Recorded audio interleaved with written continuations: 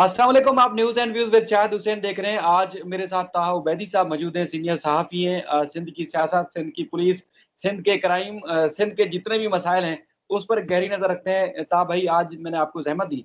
ज़हमत इसलिए दी कि मैंने आज ही आपकी एक फ़ेसबुक पर एक तहरीर थी, जो कि 2019 में आपने लिखी थी। आज भी तकरीबन उसी जैसे, बल्कि उससे ज़्यादा खतरनाक हालात हैं, लेकिन वो मिलते-जुलते मामलात हैं कि सिंध में जिस तरह डाकू राज कायम है और पुलिस वाले जान से जा रहे हैं, और उसके बाद फिर जितने कच्चे के इलाकों के सरदार वडेरे और उनको जो सियासी पुष्टपनाही हासिल होती है, आपने पूरी अक्कासी की, और उसके बाद जो मामला अदालतों में है, वो अदालतों में हमने रिपोर्ट किए। तो इसलिए मैंने आपको ज़हमत दी कि आपको उस वक़्त ये तहरीर लिखने की क्यों नौबत पेश आई थी, और आज देख रहे हैं कि सिंध हुकूमत और उसके बाद डाकुओं का जो गठजोड़ है, वो क्या बताएँगे लोगों को कि क्या है, क्या वजह है कि ये इतना मज़बूती से इनका गठजोड़ जो है जारी है?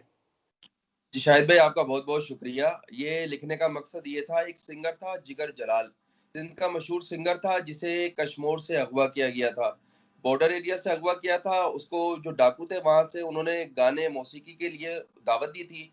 जब वो वहां पर एक लड़की लेकर नहीं पहुंचा था जिसका उन्होंने कमिटमेंट किया था, उसके बाद उन्हें वहां पर अगवा कर लिया गया था। उसके बाद ये देखने में आया था कि सिंध में जो कच्चे के डाकू है वो इंतहाई मजबूत और मुनज़्ज़म है, क्योंकि जो सरकारी मशीनरी थी, खास तौर पर सिंध हुकूमत और सिंध पुलिस, इसमें कोई किसी किस्म का किरदार अदा नहीं कर रही थी। जो जिगर जलाल था, वो एक हाइप क्रिएट हो गई थी। सिंध पुलिस के लिए भी मुश्किलात का सामना था और सिंध हुकूमत को भी शर्मिंदगी का सामना था। उसके बाद जब हमने खोज लगाई, हमने चीजें निकालना शुरू की, तो जो हकीकत थी वो थी वो इंतहाई परेशान कुन थी, क्योंकि जो वहाँ के सरदार थे वो डाकुओं के सरपरस्त थे, जो सियासतदान थे वो सरदारों का शेल्टर लेते थे और वहां पर अगवा बराए ताबान के काम होते थे। जिगर जलाल को किस तरह बाजियाब कराया गया, वो एक दिलचस्प कहानी है। उसमें सिंध के सरदारों ने और पुलिस ने सालसी का किरदार अदा किया, डाकुओं से खुफिया मुआहिदा किया और उसके बाद जिगर जलाल को बाजियाब कराया गया। उस वक्त भी पुलिस ने ये कहा था कि हमने बहुत सारे डाकू गिरफ्तार कर लिए, लेकिन किसी प्रेस रिलीज में सिंध पुलिस की या किसी भी मुकाबले में उन डाकुओं की शनाख्त नहीं हो सकी। ये सिंध का कोई पहला मामला या पहला मसला नहीं है। खास तौर पर सिंध के जो 4 अजला हैं, सक्खर, खैरपुर, शिकारपुर, घोटकी, यहाँ पर जो डाकू हैं वो डाकू राज है। जो कच्चे का इलाका है वहां पर ये डाकू मजबूत और मुनज़्ज़म और जदीद हथियारों के साथ मौजूद हैं, जिनको सियासी और जो दीगर मशीनरी है हुकूमती, उनकी जो सरपरस्ती है वो हासिल है। हाँ भाई, डॉक्टर रिजवान को आप जानते होंगे, एक मायानाज अफसर थे। उन्होंने डाकुओं के साथ जो सरपरस्ती रखने वाले या जो गठजोड़ था या जिनकी सियासी मुदाखलत होती थी, उन सियासतदानों के, और खासतौर पर इम्तियाज शेख साहब का नाम लिया था, जो कि रिपोर्ट्स में आ चुका है, हम अपनी तरफ से नहीं कह रहे। तो ये क्या वजह है? और डॉक्टर रिजवान की रिपोर्ट आपने भी पढ़ी होगी, मंजर आम पर आई थी, और उसके बाद फिर उनको सूबा बदर होना पड़ा।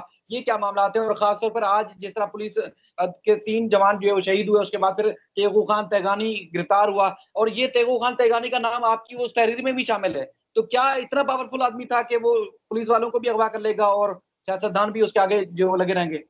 शायद इसमें डॉक्टर रिजवान मेरे ख्याल में अभी पंजाब के हाफिजाबाद का डीपीओ तैनात है। वो जब शिकारपुर में उनकी पोस्टिंग हुई थी, तो उस वक्त ये बात सामने आई थी। और ये बात क्यों सामने आई थी?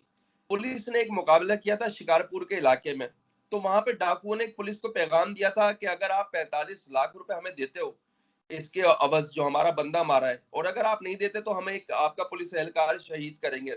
जो एसएसपी ऑफिस है उसके बिल्कुल सामने एक पुलिस एहलकार को शहीद कर दिया गया था। डॉक्टर रिजवान ने जब उसकी इन्वेस्टिगेशन की, उसकी चीजें चेक की, तो उसमें जो पुलिस एहलकार जो कि वहां के लोकल्स थे, वो डाकुओं के सरपरस्त थे। जब उसने और इंक्वायरी की, मजीद इंक्वायरी की, उसमें नाम आया, जो कॉल रिकॉर्ड सामने आए या जो उसने फोरेंसिक कराया कॉल्स का, उसमें जो इम्तियाज शेख थे उनका नाम आया। उसके बाद सिंध हुकूमत ने उनके खिलाफ कार्रवाई की। उनका ये कहना था कि डॉक्टर रिजवान ने उन पे पर्सनल अटैक किया और उसके बाद उनकी यहाँ से पोस्टिंग हुई। ये साबिक आईजी सिंध जो कलीम इमाम थे, उनके दौर की आप बात कर रहे हैं। जब उन्होंने पूरी फोरेंसिक हुई, सारी चीजें सामने आई, तो डॉक्टर रिजवान ने इस चीज पे स्टैंड लिया कि वो जो डाकू हैं और सियासतदान है, उनका एक गठजोड़ वहां पर मौजूद है, जिसकी वजह से वहां पर अगवा बराए तावान की वारदातें भी होती हैं, भत्ताखोरी भी होती है। लेकिन उस हुकूमत सिंध ने उस वक्त को संजीदा नहीं लिया और सिंध पुलिस ने भी उस मामले को संजीदा नहीं लिया। और हालत ये हो गई कि अभी शिकारपुर में हालिया का वाकया है कि 3 पुलिस एहलकारों को शहीद किया गया। इसमें भी मैं आपको बताऊं कि कच्चे के इलाके में ऑपरेशन पुलिस के बस की बात नहीं है। जो उसका महले वकूफ है वो इंतहाई सेंसिटिव है। वहां पर ये बख्तरबंद गाड़ियां जाती हैं, लेकिन वहां पर डाकुओं का जो नेटवर्क वो इंतहाई मजबूत और मुनज़्ज़म है। उसके लिए एक हिकमत अमली, शायद आपको याद हो, लियारी में एक ऑपरेशन हुआ था जिसमें भी पुलिस की हिकमत अमली कहीं देखने के में नहीं आई थी। 18 दिन तक वो ऑपरेशन जारी रहा था और उसके बाद पुलिस को नाकामी का सामना करना पड़ा था। जो शिकारपुर है या कश्मीर है, कंदकोट है या दीगर जो इजला है जो कि बॉर्डर एरिया है सिंध के, वहां पे भी सूरत हाल कुछ तब्दील नहीं है। वहां पे पुलिस को मैपिंग करनी पड़ेगी, देखनी। शायद दिलचस्प बात ये, जब मैंने इसकी इंक्वायरी की, वहां के जो लोकल पुलिस वाले थे जिन्हें बरतरफ किया गया था, जिन्हें मुअत्तल किया गया था, साबिक एसएसपी हैं साजिद सदोदई, अभी कराची में उनकी पोस्टिंग है। उन्होंने एक पुलिस एहलकार को डाकुओं से राब्ते पर मुअत्तल किया था, उसे दोबारा पोस्टिंग दी थी शिकारपुर के इलाके में। तो ये तो सूरत हाल है, पुलिस को भी देखना पड़ेगा कि वहां के जो लोकल्स हैं जो कि डाकुओं को मुखबरी करते हैं पुलिस के हवाले से, उनको वहां से हटाना चाहिए। उनके खिलाफ कार्रवाई ऐसी करनी चाहिए कि वो सालों साल पुलिस डिपार्टमेंट को भी याद रहे। पुलिस कार्रवाई करती नहीं है, जाके तशरीह करती है, वहां पर नुमाइशी ऑपरेशन करती है, और उसके बाद जो उसका नतीजा निकलता है वो 3 पुलिस एहलकार जो अभी हालिया शहीद हुए हैं उनका आपने देख लिया। और जो ट्रांसफर पोस्टिंग है वो पॉलिटिकल ट्रांसफर पोस्टिंग है। जो कोई भी तगड़ी सिफारिश करके जाता है वो किसी भी इजला में जाके लग जाता है, वो काम ही नहीं करता, उसको कोई हटाता ही नहीं है। तो फिर सूरत हाल गंभीर से गंभीरतर हो गई है और अभी भी है। अभी मैं एक रिपोर्ट पढ़ रहा था, केपीके में एक करारदाद पेश हुई है। सिंध के डाकुओं से केपीके जो लोग हैं वो भी परेशान है, क्योंकि ये जो ऑपरेशन हुआ है, जो 2 ताजिर थे उन्हें अगवा कर लिया गया था।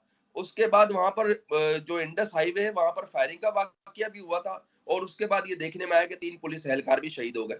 अच्छा, ये एक बख्तरबंद गाड़ी के मामले पे भी आप खुद देखते हैं कि जिस तरह की ये चीज़ें खरीदी गई थी, उनमें जो नाम था वो साबिक आईजी गुलाम हैदर जमाली साहब का था। उनके ऊपर करप्शन के इसी तरह की फंड्स में खुर्द-बुर्द, और उसके बाद फिर जो आलात खरीदे गए और ख़ास तौर पर बख्तरबंद गाड़ियाँ खरीदी गई, वो इतनी नाकारा थी कि उसका निशाना आपने खुद देखा कि वहाँ शिकारपुर में बख्तरबंद गाड़ियों की जो गोलियाँ थी वो आर-पार हुई, इसी वजह से पुलिस एहलकार जो है शहीद हुए।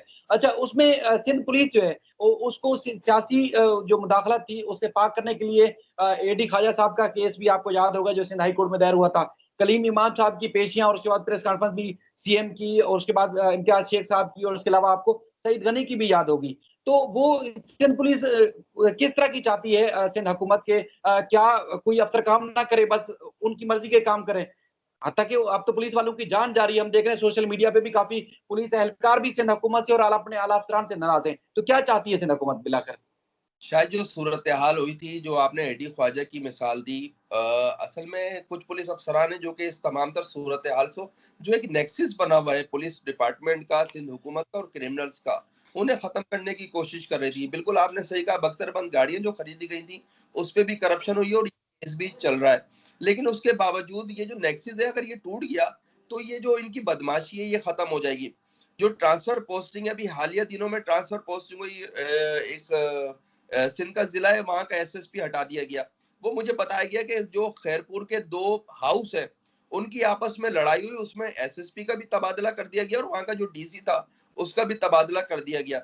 जो सेंट्रल पुलिस ऑफिस के आला अफसरान है वो इस तमाम तर सूरत हाल से बेबस नजर आते हैं, क्योंकि शिकारपुर के जो एसएसपी हैं उनको गुज़िश्ता 6 माह से आईजी सिंध मुश्ताक मेहर हटाना चाहते थे। जो हमारे जराये, बारिश इतनी तगड़ी थी कि वो उनको हटा नहीं पाए, जिसकी वजह से जो शिकारपुर की सूरत हाल थी वो खराब नहीं बल्कि खराब से खराब तर हो गई। अभी नए एसएसपी को पोस्टिंग दी गई है, लेकिन शायद उसमें भी ये पुलिस को देखना पड़ेगा, जो माहिर अफसरान है उन्हें वहां पर तैनात करना पड़ेगा। डीआईजी लाड़काना है नासिर आफ्ताब, वो एसएसपी शिकारपुर तैनात है। ये जो तीगो खान तिगानी की गिरफ्तारी की आपने बात की, मुझे याद पड़ता है कि उन्होंने, जब वो एसएसपी शिकारपुर तैनात थे, तो उन्होंने कच्चे के इलाके में एक ऑपरेशन किया था और तीगो खान तिगानी की औताक तक वो पहुंच गए थे, गिरफ्तारी डालने वाले थे।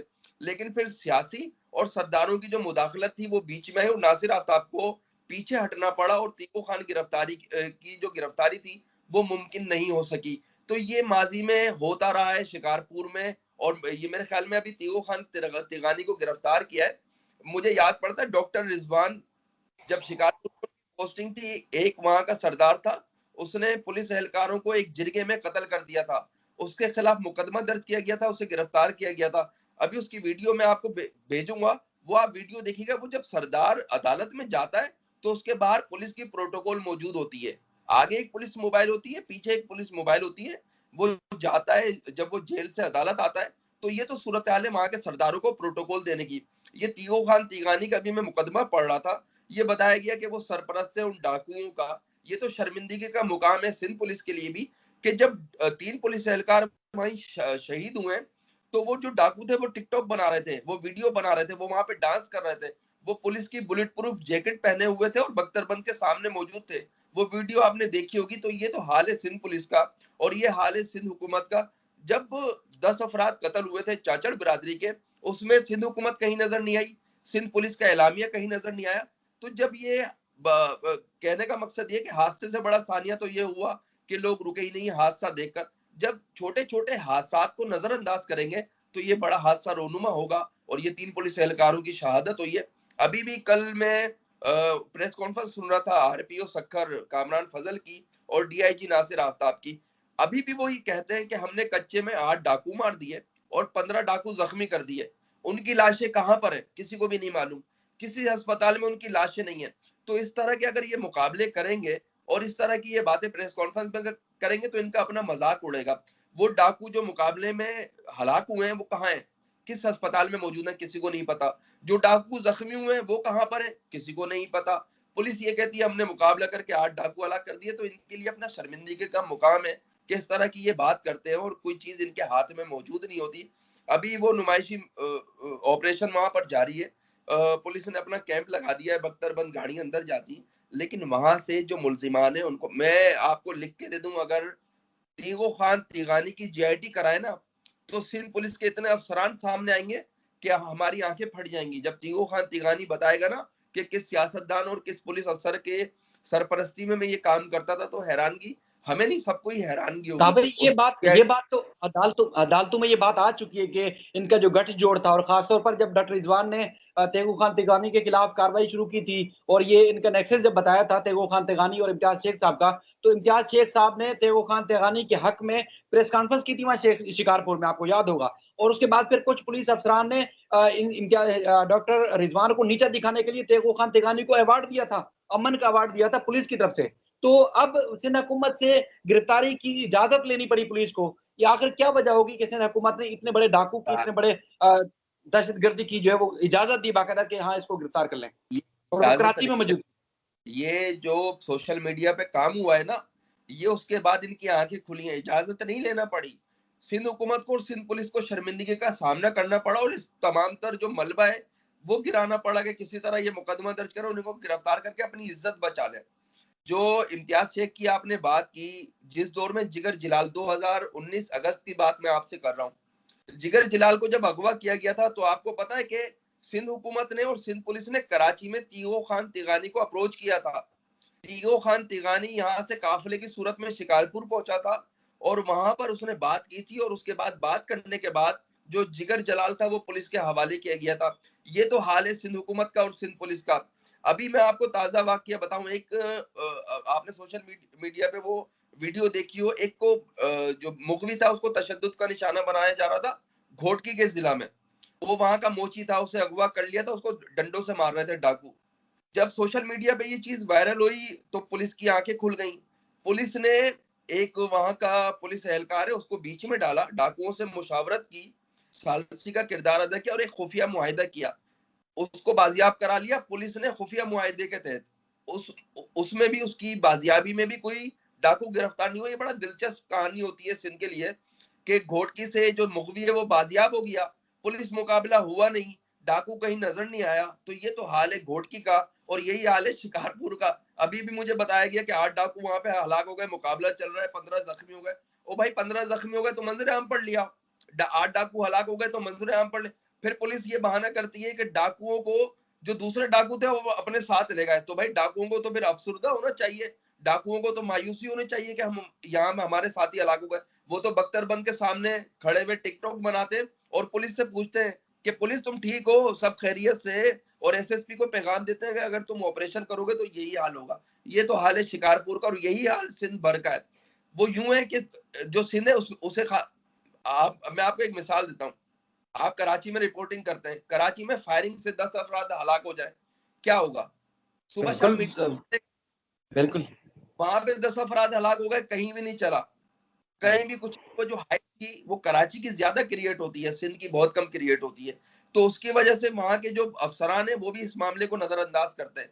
अब जब सोशल मीडिया पे चीजें वायरल होना शुरू हो जाती हैं, तो पुलिस वालों को होश आता है कि तो हमारी इज्जत खराब हो रही है, अब किसी तरह इसे बाजियाब करो। तो फिर खुफिया मुआहदे करते हैं डाकुओं के साथ और फिर बाजियाबी करते हैं। ये जो गढ़ी यासीन है, शिकारपुर का इलाका है, गढ़ी यासीन के पास एक थाना है, उसका नाम मेरे मगरिब तक पुलिस को अलाउ है वहां पर। उस थाने में मगरिब तक पुलिस बैठ सकती है। मगरिब के बाद उस जो पुलिस स्टेशन है वहां पे डाकू बैठते हैं। ये तो हाल है पूरे सिंध का। अभी कह रहे थे ऑपरेशन कर रहे हैं, करते हैं ऑपरेशन, हम भी देखते हैं। माजी में भी 1992 में एक ऑपरेशन हुआ था, 2005 में एक ऑपरेशन हुआ था, और मेरे ख्याल में 2007 में एक ऑपरेशन हो चुका है वहां कच्चे के इलाके में। तो कच्चे का इलाका तो वैसे का वैसा ही है, बल्कि ये और मजबूत हो गए।